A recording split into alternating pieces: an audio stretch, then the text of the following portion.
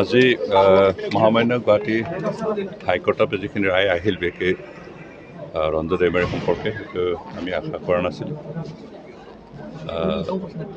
তেখেতে যোৱা 2020 চনৰ 27 জানুৱাৰীত যি বিত্তীয় চুক্তি হ'ল তাৰ এজন স্বাক্ষৰকাৰী হিচাপে অন্তত মানৱীয় দৃষ্টিভংগীত ৰাখি মহামান্য আদালতে তেখেতৰ যে আগৰ ৰায় তাৰ কিছু সাল সলনি ঘটাই নতুন এটা ৰায় যিটো ৰায়ৰ জৰিয়তে আমি তেখেতে মুক্ত আকাশত দেখা পাম তেনেকৈ আশা কৰিছিলোঁ, কিন্তু আমাৰ আশা ফলৱতী নহ'ল আৰু তেখেতে আগৰ লোৱাৰ কোৰ্টে যিখিনি ৰায় দিলে সেইটোৱে ভাল ৰাখিছে। সেইটো আমাৰ কাৰণে খুব ভাল আৰু আমি আশা কৰাৰ ধৰণে তেনেকৈ ৰায় নহয়, সেইকাৰণে আমি দুখ প্ৰকাশ কৰিছোঁ।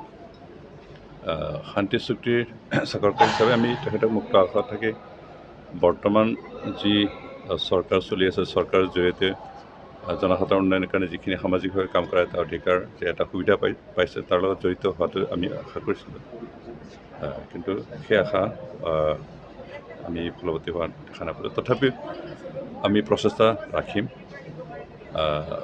আমি জানো যে চৰকাৰ এটা চলাব লাগিলে বা চৰকাৰ এটাত আমাৰ লেজিছলেটিভ, এক্সিকিউটিভ আৰু জুডিচিয়াৰী তিনিটা বিভাগ থাকে আৰু তিনিটা বিভাগৰ যিখিনি পাৱাৰ এণ্ড অথৰিটি ইকুইভেলেণ্ট হয়, কোনো কাৰ তলত নহয়। আৰু সেইকাৰণে যদিও তেখেতে শান্তি চুক্তিৰ স্বাক্ষৰকাৰী হিচাপে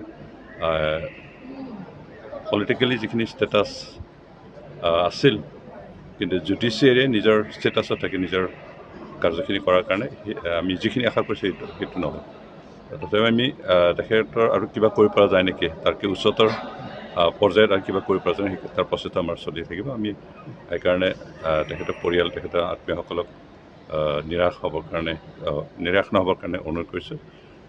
আমি চৰকাৰ হিচাপে তেখেতৰ মুক্ত আকাশত আনিবৰ কাৰণে যিখিনি প্ৰচেষ্টা আৰু লাগে সেইখিনি কণ্টিনিউ কৰি থাকিম।